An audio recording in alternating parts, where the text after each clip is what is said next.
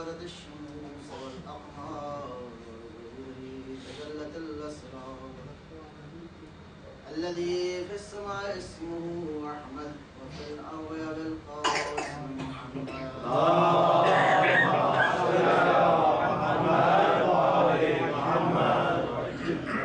وعلى علي ابن عمه كاشف غمه سيد الأولياء وابن الأوصياء سيد الله الغالب غالب على كل غالب الذي حبه فرض على الحاضر والغائب مولانا بالسيد أمير المؤمنين علي بن أبي طالب وعلى أولاده الطيبين الطاهرين المعصومين ولله على العباد الداعين إلى الخلق بجميع الآثار والأخطار ذوي المعاثر والآثار خير القرون الذين يبين للناس مناهج الحلال والحرام أهل البيت المطهرين من الوسط والآثام ورحمة الله وبركاته. أما بعد فقد قال الحكيم بسم الله الرحمن الرحيم إنما المؤمنون الذين آمنوا بالله ورسوله وإذا كانوا على أمر جامع لم يذهبوا حتى يستأذنوا صلوات اللهم صل على محمد وآل محمد.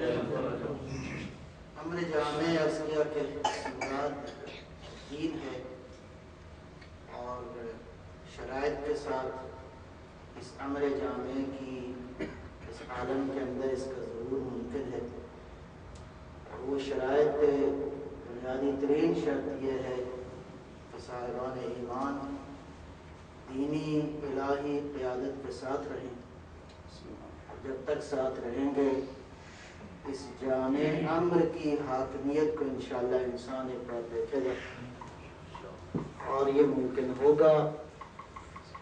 اور دین عرض کیا کہ دین بنیادی طور پہ اگر اس کے لغوی معانی کو دیکھا جائے تو دین بمعنی اطاعت ہے اور دین بمعنی جزا ہے. مالک یوم الدین یعنی جزا کے دن کا مالک ہے پروردگار.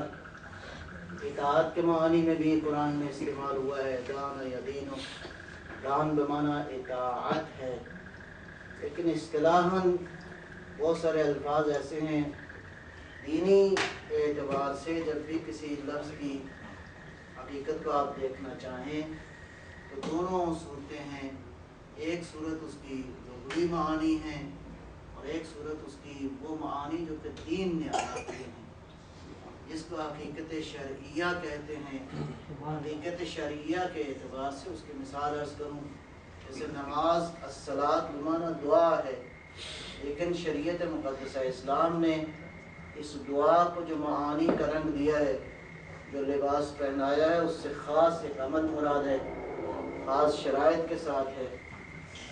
دین ایک ایسا کوڈ ہے ایک ایسا مینول ہے ایک ایسا ضابطہ ہے ایک ایسا عقائد افکار اور اعمال کا ایک ایسا انتظام کیا ہے دین مقدس اسلام نے کہ انسان اگر اس دین کی تعلیمات پہ عمل کرے گا تو زندگی میں بھی سعادت مند ہے اور آخرت میں بھی سعادت مند ہے. اور یہی دین کی جامعیت کا اعلان ہے کہ میں تمہیں ایسا پروگرام دے رہا ہوں کہ دنیا میں بھی تم خوش رہو گے اور انشاءاللہ آخرت میں بھی خوش رہو گے.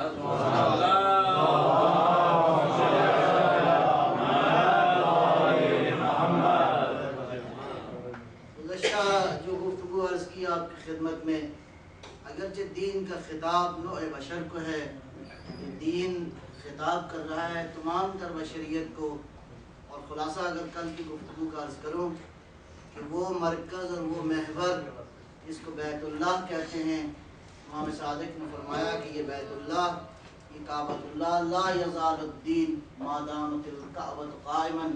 جب تک کعبہ رہے گا دین باقی رہے گا. اس کعبہ کے بارے میں جو قرآن کی تعبیرات ہیں بہت ہی خوبصورت اور قابل توجہ ہیں. وضع للناس جعلنا للناس قیاما للناس ہدی للعالمین. یہ تعبیرات بتاتی ہیں کہ اگر واقعاً بیت اللہ نوع بشریت کے لیے مرکزیت اختیار کر جائے تو بشریت کو سوائے خیر و برکت کے کچھ اور نہیں ملا۔ صلوات محمد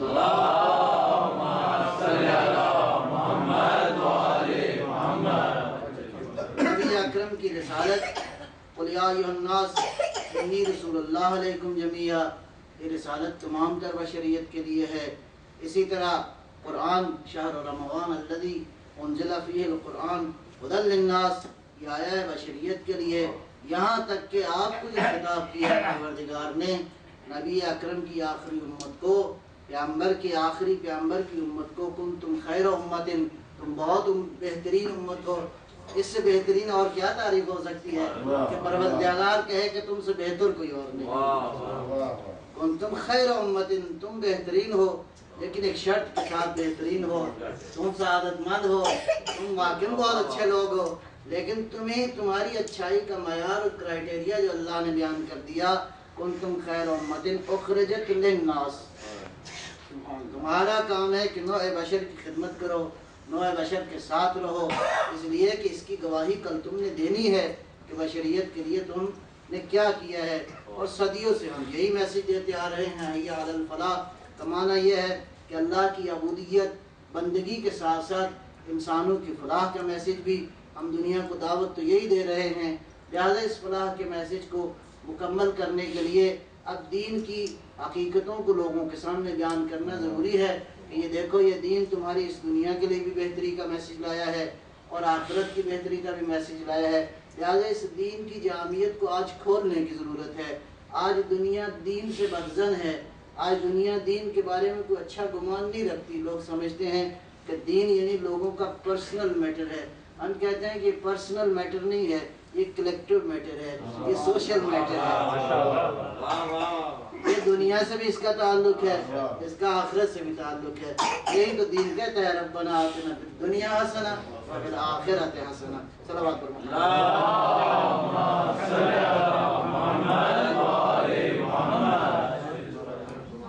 لہذا آج کے دور میں ضرورت ہے کہ پہلا مرحلہ یہ ہے کہ ہم دین کو سمجھیں، قرآن کی اس دعوت پہ لبیک کہیں، فلولا نفر من کل فرقۃ منہم طائفۃ لیتفقہوا فی الدین، کیوں نہیں تم میں سے کچھ لوگ، تم میں سے ہر قوم قبیلے میں سے کچھ لوگ کیوں نہیں کوچ کرتے؟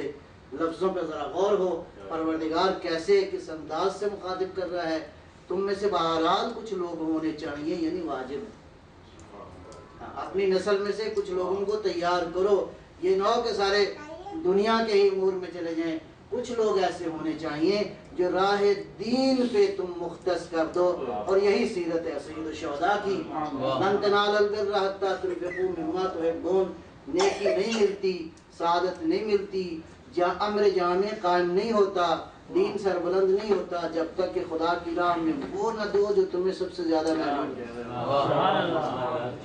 اور حسین کو جو سب سے زیادہ محبوب تھا وہ علی اکبر سے بڑھ کے تو ہمیں مثال نظر نہیں آتی۔ لہذا ضرورت ہے کہ کچھ لوگ، کچھ نوجوان جو باصلاحیت ہوں، جو دین کی حقیقت کو سمجھنے کی صلاحیت رکھتے ہوں، ایسے نوجوانوں کو چاہیے کہ جائیں فلولا نفرا کے اوپر لبیک کہیں، جائیں اور جا کے کیا کریں بھئی یتفقہوا فی الدین۔ پہلا مرحلہ یہ ہے کہ دین کو جانے نہیں، دین کی معرفت حاصل کریں۔ دین کو جاننے کا مرحلہ نہیں ہے، دین کی فقاہت کا مسئلہ ہے، یعنی دین کی گہری معرفت، دین کا گہری شناخت جب حاصل کر لے تو پھر واپس آ کے کہیں، سینہ تان کے کہیں کہ ہم اہل بیت کی تعلیمات حاصل کر کے آئے ہیں، دنیا والوں اگر اپنی فلاح کا ایجنڈا چاہتے ہو تو ہمارے پاس نہیں ہے۔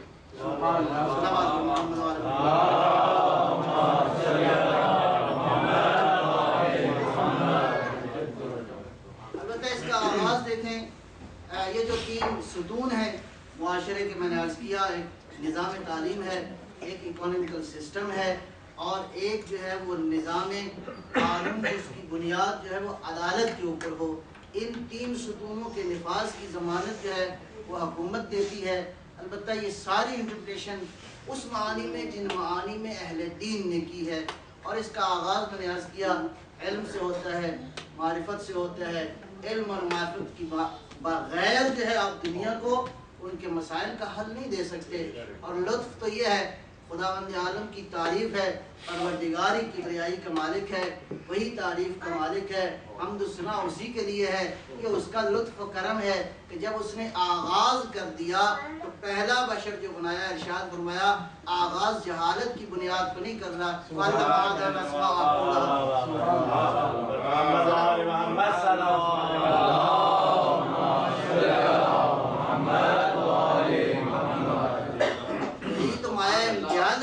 کا کہ اللہ نے ایسے انبیاء ایسے ہاتھ بھیجے جو آغاز جو ہے وہ علم سے ہو رہا ہے، علم سے ہو رہا ہے۔ اس کا معنی یہ ہے کہ اہل دین کا تعلق اسی طرح علم سے ہونا چاہیے جس طرح اللہ نے اپنے نمائندوں کو علم کے زیور سے آراستہ کر کے بھیجا۔ اور آپ نے نام یقیناً سنا ہے حضرت ادریس علیہ السلام کا۔ ادریس کا معنی ہے جو درس زیادہ دیتا ہوں۔ صلوات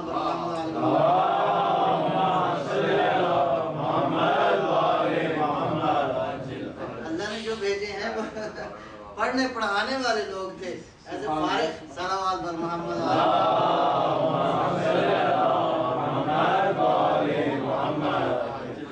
ورنہ عبرانی زبان میں اصل نام جو ہے انوخ تھا، لیکن اتنا پڑھایا حضرت ادریس نے، اتنا لوگوں کو درس دیا، اتنے علوم دیے۔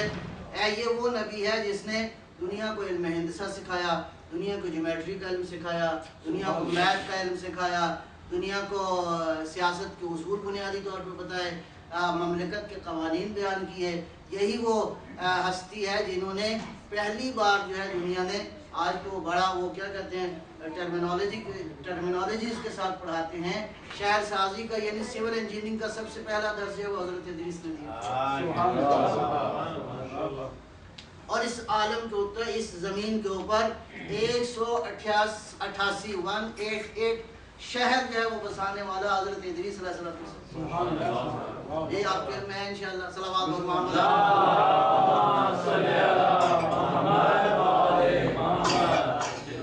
72 زبانوں کے جاننے والے تھے حضرت ادریس۔ امام صادق علیہ السلام نے ارشاد فرمایا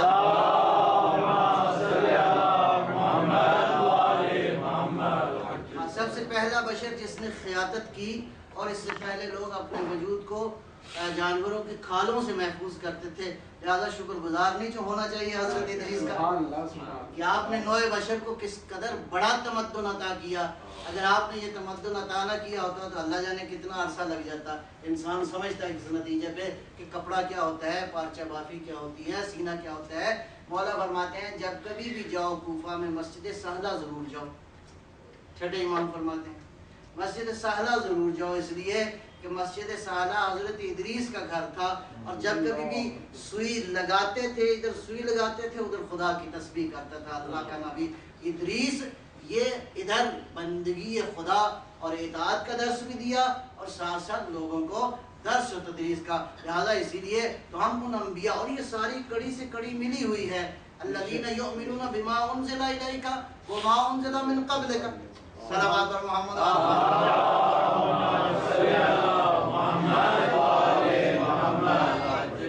میرا حبیب فقط آپ پہ ایمان نہیں لاتے، ان کا ایمان آدم پہ بھی ہے، ان کا ایمان شیش پہ بھی ہے، ان کا ایمان نوح پہ بھی ہے، ادریس پہ بھی ہے۔ یہ بالکل کڑی سے کڑی ملی ہوئی ہے، اور ایسی خوبصورت برادری ہے کہ ان میں کبھی ہرگز اختلاف نہیں ہوتا۔ ایسی خوبصورت برادری ہے کہ جن کا اجتماع جو ہے وہ بالکل ایک نقطے کے اوپر ہے، سب کا پیغام ایک جیسا تھا، سب کا عمل ایک جیسا تھا، سب کی تعلیمات کی بنیاد ایک جیسی تھی۔ اگر ایک جیسی نہ ہوتی تو اختلاف ہوتا۔ میں عرض کر چکا ہوں کہ اختلاف وہاں پہ ہوتا ہے جب فیصلے طبیعت کے مطابق کیے جائیں، لیکن جب فیصلے مشیت کے مطابق ہو جائیں پھر اختلاف ختم ہو جاتا ہے۔ صلوات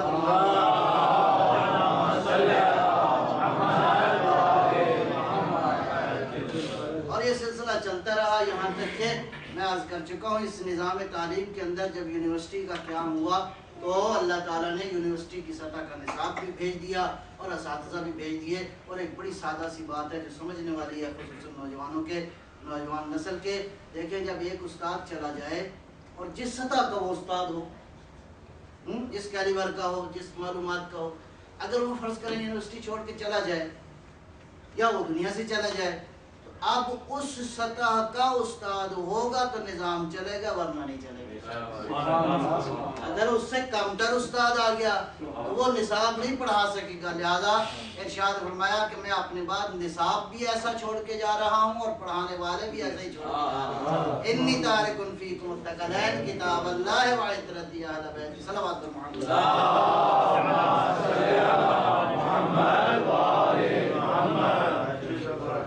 اس لیے یہ ہے کہ یہ سلسلہ درس و تدریس جو ہے یہ جاری و ساری ہے انشاءاللہ. اور اللہ نے ایسے ایسے پڑھانے والے بھیج دیے کہ جو فقط زمین کی خبریں نہیں بلکہ آسمان کی خبریں بھی جانتے ہیں, آسمان سے بالا تر کی حقیقتوں سے بھی آگاہ ہیں. اس لیے کہ قرآن کی حقیقت اس ساری کائنات میں موجود ہے. جہاں جہاں قرآن کی نورانیت ہے وہاں وہاں ان لوگوں کی نورانیت موجود ہے. قرآن اپنے بارے میں کہتا ہے ما نفدت, اگر قرآن کے کلمات کو تم گننا چاہو, اگر قرآن کہتا ہے کہ اگر اللہ کے کلمات کا تم احاطہ کرنا چاہو تو اگر 7 سمندر جو موجود ہیں اس وقت زمین کے اوپر, اگر یہ 7 سمندر ہو جائیں, 7 برابر ہو جائیں, جن و انس لکھنے والے ہوں اور ساری درخت جو ہیں وہ کلمے بن جائیں, تو ما نفدت کلمات اللہ, اللہ کے کلمات کا تم احاطہ نہیں کر سکتے. دعویٰ ہے قرآن کا, اللہ کے کلمات کا احاطہ نہیں کر سکتے. میں اپنے بچوں کو, نوجوانوں کو سمجھانے کے لیے ایک مثال عرض کرتا ہوں. آپ ذرا تصور کیجئے کائنات میں ہر لحظہ کیا ہو رہا ہے. ہر لحظہ کتنے انسان ہیں جو پلک جھپکتے ہیں, ہر لحظہ کتنے پرندے ہیں جو کائنات میں پرواز کر رہے ہیں, ہر لحظہ کتنی مچھلیاں ہیں جو کس ڈائریکشن میں گھوم رہی ہیں, ہر لحظہ اس کائنات میں ہوائیں ہیں جو پتوں کو ہلا رہی ہیں, ہر لحظہ اس کائنات کے اندر. اور جب ایک لحظہ گزر جاتا ہے تو دوسرے لحظے پہلے والا عمل ریپیٹ نہیں ہوتا, وہ نیا عمل ہوتا ہے.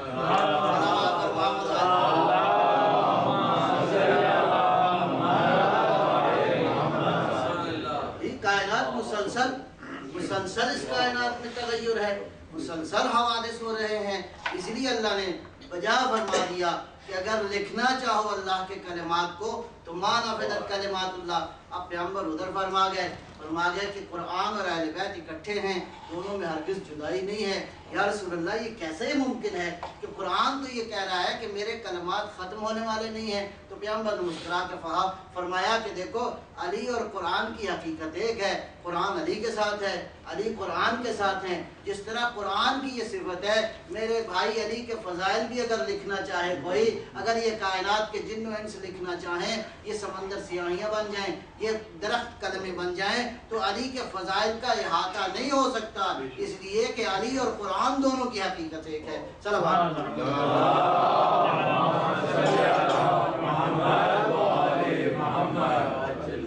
توجہ ہے انشاءاللہ آپ کی. ایک بار پھر صلوات فرمائیں گے.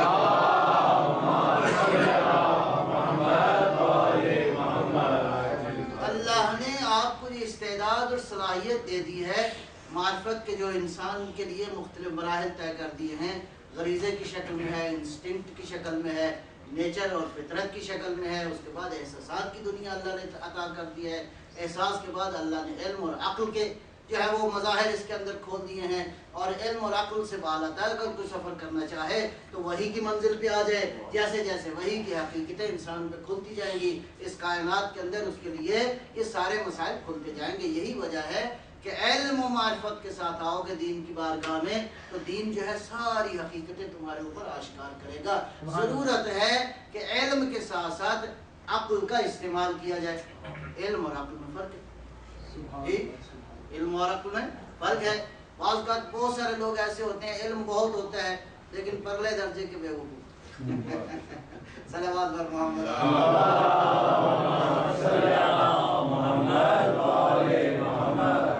اور برعکس بھی ہوتا ہے, ایک شریف آدمی اس کے پاس ممکن ہے کوئی ڈگری نہ ہو لیکن کام کی باتیں بہت کرتا ہے وہ آدمی. لہٰذا یہ عقل کیا چیز ہے؟ پہلا مرحلہ علم انسان احساسات سے حاصل کرتا ہے, اپنے سراؤنڈنگ سے حاصل کرتا ہے, آبزرویشن سے حاصل کرتا ہے, تجربے سے حاصل کرتا ہے. یہ مختلف سورسز ہیں علم کو حاصل کرنے کے, اور زندگی کے مختلف مراحل میں یہ علم انسان حاصل کرتا رہتا ہے.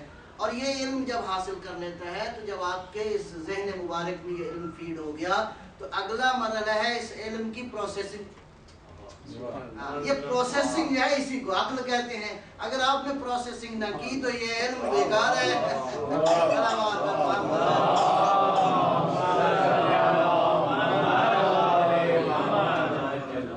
اور اگلے مرحلے میں عرض کروں کہ دیکھیں دین کی جامعیت کا تعلق انسان کی کریشن کے ساتھ. انسان کی کریشن کو دیکھا جائے کہ کیسی ہے. یہ بہت ساتھ آج کے ساتھ بہت یہ بات معاملہ واضح ہے کہ ہم دیکھتے ہیں کہ یہ پروڈکٹ جو آئی ہے کسی کمپنی کی طرف سے, اس پروڈکٹ کی کریشن کا آبجیکٹیو کیا ہے, اور لہٰذا جہاں سے آئی ہے ہم وہیں سے دیکھیں گے کمپنی نے اس کا مینول کیا بھیجا ہے, اس کا کوڈ کیا بھیجا ہے, اس کی حفاظت کا سسٹم کیا ہے, اس کو کس انداز سے ہم نے استعمال کرنا ہے. لہٰذا دیکھا جائے گا کہ کریشن کس سطح کی ہے, کریشن کا آبجیکٹیو کیا ہے. اب انسان کی جو کریشن ہم نے دیکھی, انسان کی کریشن فزیکل بھی ہے اور میٹا فزیکل بھی ہے.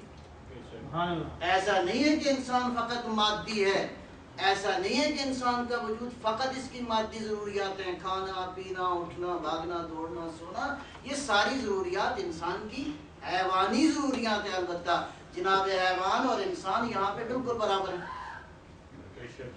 جناب انسان اور جناب حیوان بالکل حیوان ایک طرح سے ہیں. فرق کہاں پہ شروع ہوتا ہے کہ انسان اپنی مادی ضروریات سے بڑھ کے اپنی حقیقت کی طرف متوجہ ہو جائے, اور حقیقت مادہ نہیں ہے, وہ غیر مادہ ہے.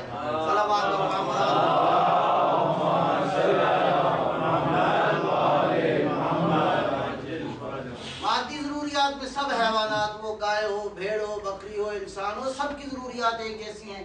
ظاہر ہے کہ سونا کی ضرورت ہے, کھانا کی ضرورت ہے, پینا کی ضرورت ہے, لباس کی ضرورت ہے, نسل کو بڑھانا کی ضرورت ہے. لیکن جہاں پہ امتیاز شروع ہوگا وہ یہ ہے کہ مادی ضروریات کے ساتھ ساتھ انسان اپنی معنوی ضروریات کو پورا کرنا شروع کرے. اس کا مطلب ہے جہاں اس کی خوراک کی ضرورت ہے, وہ جو آپ کے اندر ہے اس کی خوراک کی بھی ضرورت ہے. اگر اس کو خوراک نہ ملی تو وہ وجود بھی مر جائے گا,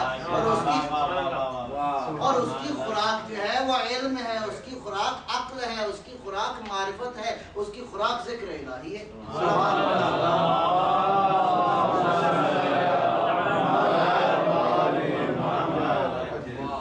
اگر آپ نے اس روح کو اس کی خوراک نہ دی تو مر جائے گی بیچاری. اور سورہ محمد کی وہ آیہ مجیدہ, وہ پھر نتیجہ یہ نکلتا ہے کہ بعض لوگ ہیں یتمتعون, زندگی سے فائدہ حاصل کرتے ہیں, یا اکلون, کھاتے پیتے ہیں. کیسے کھاتے ہیں؟ کما تاکل الانعام, جیسے کہ جانور کھاتے پیتے ہیں. اس سے بڑی صاف اور ستھری آیت تو نہیں کوئی ہو سکتی کہ کچھ لوگ صلوات پر محمد.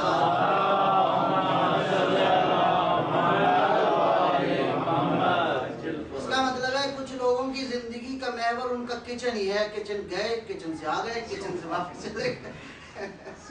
بھر دینا اور خالی کر دینا, اس کے علاوہ ان کی زندگی میں کچھ اور نہیں ہے. نہیں, کچن کے علاوہ جو لوگ کچن بہرحال ضرورت ہے, اس کے علاوہ مجلس حسین میں بھی جاتے ہیں, ذکر الہی بھی کرتے ہیں, خدا کی بارگاہ میں بھی جھکتے ہیں. اس کا مطلب ہے یہ انسان صحیح درست ٹریک پہ جا رہا ہے. صلوات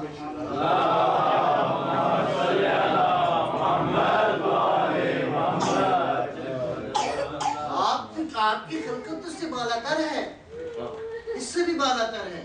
وہ کیا ہے؟ اس کے لیے عزیزان ضرورت ہے کہ آپ سمجھیں اس کائنات پہ آپ کے وجود کی قیمت کیا ہے.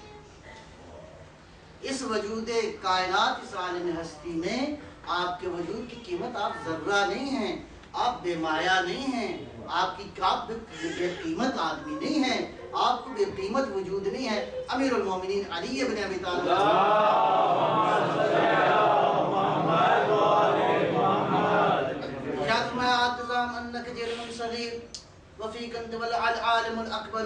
بہت مشکل ہے میں اس کی ساری تفسیر بیان کروں, بہرحال خلاصہ عرض کرتا ہوں ترجمہ.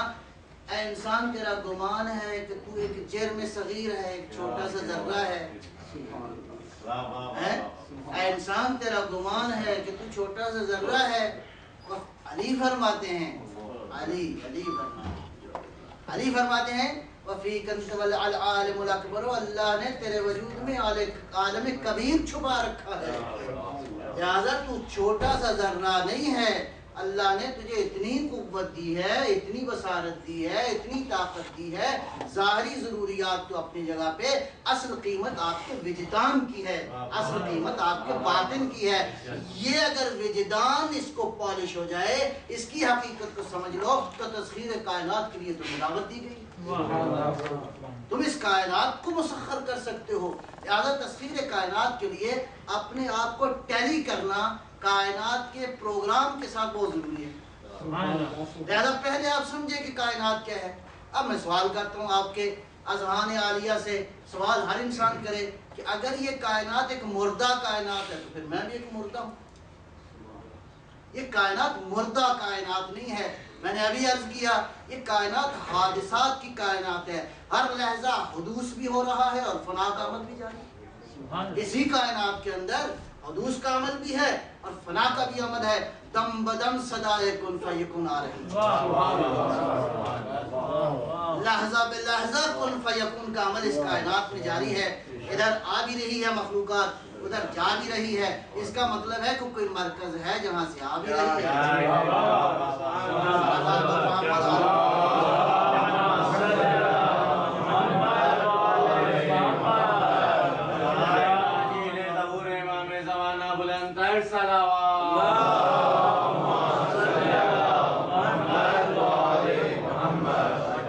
اسی لیے فرمایا کہ یہ جو عالم ہے، جس عالم میں ہم رہتے ہیں، اور یہ عارضی عالم ہے، انشاءاللہ ہم نے اپنے اصل مرکز کی طرف لوٹ جانا ہے۔ اس عالم کی کوئی حقیقت نہیں ہے، یہ اس عالم کی ایک تصویر ہے، یہ اس عالم کی ایک تنزل یافتہ شکل ہے۔ چلے قرآن کی بارگاہ میں پوچھتے ہیں سوال کا جواب۔ ارشاد فرمایا ان من شیء الا عنده خزائنه عندنا خزائنه، غالباً یہی آیت ہے کہ جو بھی اس کائنات کے اندر چیز ہے، اس عالم کے اندر کوئی بھی شے، وہ بشر ہے، وہ انسان ہے، انسان کے گرد و پیش کے سارا ماحول ہے، کوئی چیز ایسی نہیں ہے کہ جس کا اصل خزانہ ہمارے پاس موجود نہ ہو۔ اصل خزانہ وہاں پہ ہے، اور وہاں سے کیا ہوتا ہے؟ وَمَا نُنَزِّلُهُ إِلَّا بِقَدْرٍ مَعْلُومٍ، ہم جتنا چاہتے ہیں وہ نازل کر دیتے ہیں۔ صلوات پر محمد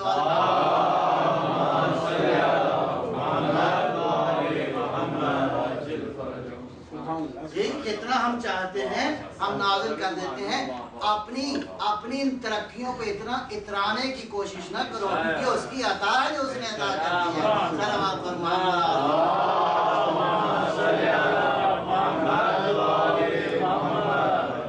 بے قدر معلوم ہے، اگر بے قدر معلوم نہ ہو اس کا مطلب ہے اس کائنات کی ہر چیز نپی تلی ہے، ہر چیز جچی تلی ہے، ہر چیز ایک خاص اندازے کے مطابق ہے۔ اگر اندازہ ایک ذرہ برابر ادھر ادھر سے ہو جائے، اس کی ایک مثال عرض کرتا ہوں آپ کی خدمت میں۔ آپ کے علم ہے کہ یہ بادل جو آتے جاتے ہیں زمین کے اوپر، آپ تیرتے ہوئے ان کو دیکھتے ہیں، ان بادلوں کے اندر 12,900 کیوبک میٹر پانی ہمیشہ رہتا ہے، اور یہ پانی اگر یکدم سارا برس جائے تو 25 ملی میٹر بارش کے ساتھ یہ زمین ڈوب جائے۔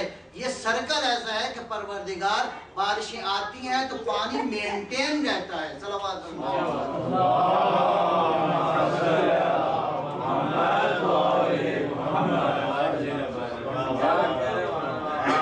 اگر تھوڑی سی بارش جو ہے فرشتوں کو حکم ہو جائے تھوڑی سی زیادہ برسات ہو تو تم جی نہیں سکتے۔ صلوات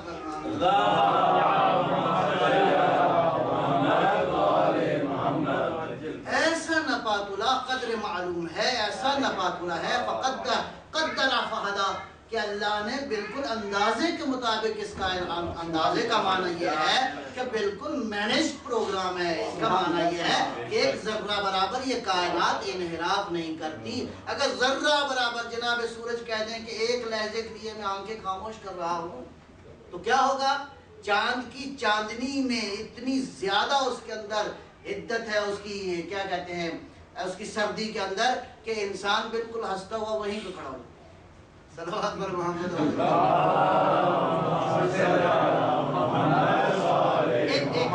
ایک لہجہ اگر جناب سورج یہ کہیں کہ آج ہم اس ایک لہجہ استراحت کریں گے، پروردگار تو ہی کریم، میرا مالک تو ہی عظیم، انہیں ایسی کائنات خوبصورت کائنات بنائی ہے، اور سب سے زیادہ خوبصورت تو آپ ہیں جس کی خاطر یہ کائنات بنائی ہے۔ لہذا اپنے آپ کو مطابقت دینے کی ضرورت ہے کہ جس ملک میں رہتے ہیں آپ کو ضرورت ہے کہ اس ملک کے قانون کا احترام کریں، ایسے ہی نا؟ آپ جس سسٹم کے اندر رہتے ہیں، اللہ تعالیٰ نے سولر سسٹم میں آپ کو رکھا ہے، آپ اس جناب سورج کی مملکت میں رہتے ہیں، تو اپنے آپ کو ٹیلی کیجئے اس کائنات کے قوانین کے ساتھ۔ صلوات محمد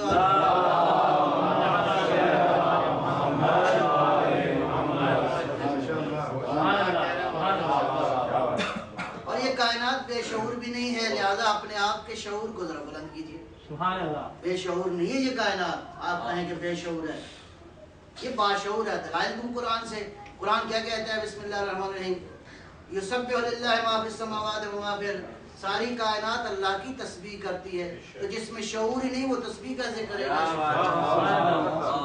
کائنات میں شعور ہے تو یہ کائنات تسبیح کر رہی ہے۔ یہی وجہ ہے کہ جب آیا نا ایک شخص کہا پیغمبر کی خدمت میں، یا رسول اللہ میرے ہاتھ میں کیا ہے؟ تو فرمایا میں بتاؤں یا تیرے ہاتھ والی کنکریاں بتائیں؟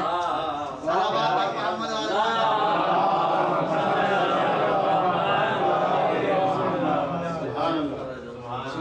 میں عرض کروں گا، کنکریوں نے کلمہ پڑھنا شروع کر دیا۔ میرے نبی کا معجزہ کیا ہے؟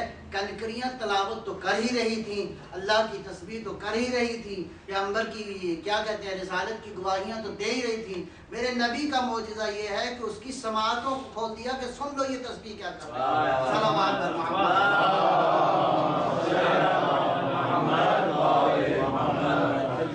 فالمقسمات امرا فالمدبرات امرا، یہ کائنات تدبیر کے ساتھ ہے، اس کائنات میں حسن تدبیر موجود ہے، لہذا باشعور کائنات ہے۔ باشعور کائنات میں وہی زندہ رہے گا جو باشعور ہوگا، بے شعور کی کوئی گنجائش نہیں ہے۔ آپ کو تو باشعور ہستیاں دی گئی آپ کی ہدایت کے لیے۔ صلوات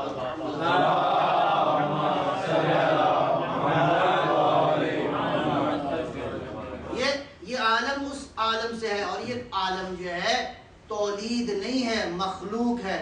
تولید ہوتی تو نہ یہ کہتا لم یلد ولم یولد، وہ بے نیاز ہے، وہ اس کا خالق ہے۔ اس کائنات میں یہ مسئلہ تولید کا مسئلہ نہیں ہے، اور وہ ذات جو ہے وہ ظاہر ہے کہ اس کائنات سے بے نیاز ہے، وہ اس کو وہ محتاج نہیں ہے، اس کی ذات بسیط ہے۔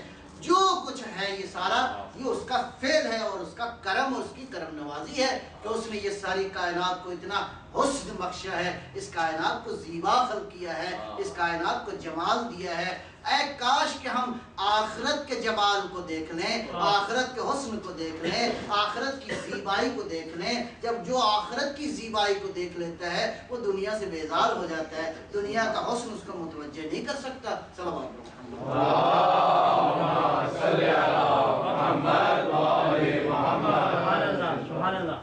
تو میں عرض کر رہا تھا کہ کائنات کے ساتھ اپنے آپ رہتے ہیں نا، یہیں پہ اسی کائنات میں رہتے ہیں، بلکہ یہ تو چھوٹی سی کائنات ہے جناب سورج والی جس علاقے میں ہم رہتے ہیں، اس سورج سے بڑے بڑے سورج موجود ہیں، 1000 گنا بڑے موجود ہیں، 1,00,000 گنا بڑے ہیں۔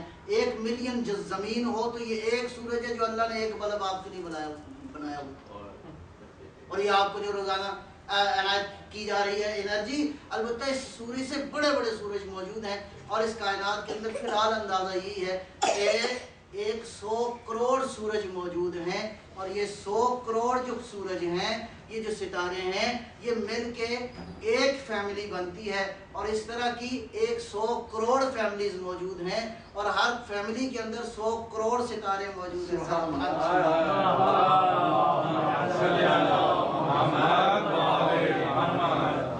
تو جس ستاروں کی فیملی میں ہم رہتے ہیں، بچوں کو بہتر معلوم ہوگا، اس کا نام ہے ملکی وے، دودھ والا راستہ ہے، یہ بالکل دودھیا راستہ ہے، سفید راستہ۔ صلوات پر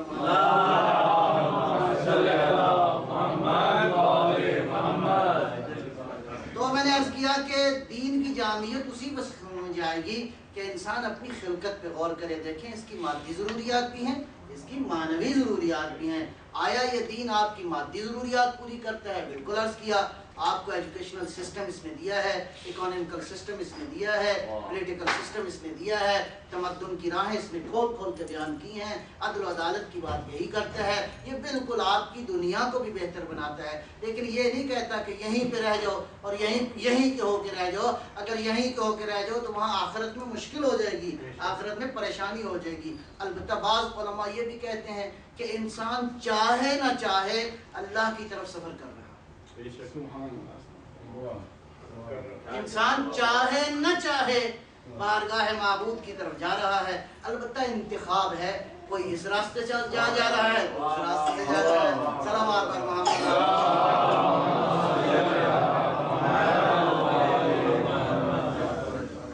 وہ کیا ہے؟ اے انسان انک کادح الی ربک قدحا فملاقی ہے، تو یقیناً اللہ سے ملاقات کرے گا، البتہ ایک راستہ جلال کا ہے، ایک راستہ جمال کا ہے۔ جمال والے راستے سے اگر اللہ کی ملاقات کرو گے تو یہ بہشت کے ذریعے اللہ کی ملاقات ہو جائے گی، اگر جلال والی راہ سے کرو گے تو یہ جہنم کے ذریعے خدا کی ملاقات ہو جائے گی، بالآخر جانا ہے اسی کی معبود کی طرف۔ یہ اب آپ کا حسن انتخاب ہے، انا ہدیناہ السبیل اما شاکرا و اما کفورا، اس راستے سے آ جاؤ یا اس راستے سے آ جاؤ۔ صلوات پر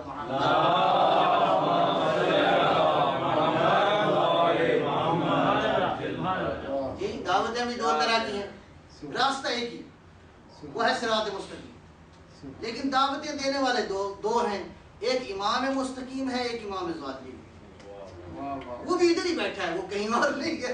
صلوات پر محمد۔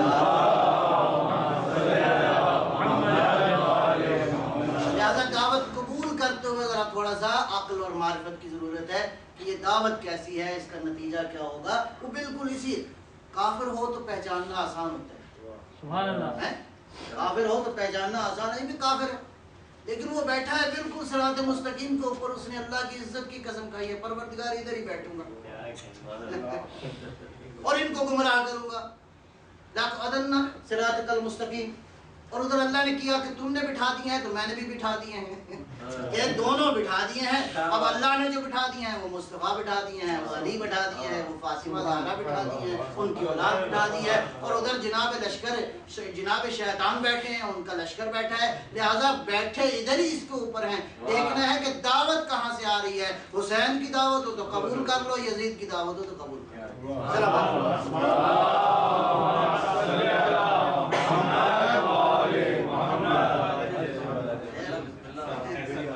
صلوات پر محمد۔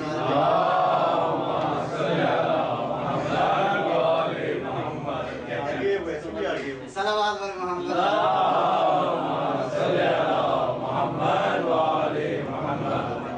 چلو خلاصہ کیا جائے، کافی ساری باتیں ہوگی انشاءاللہ۔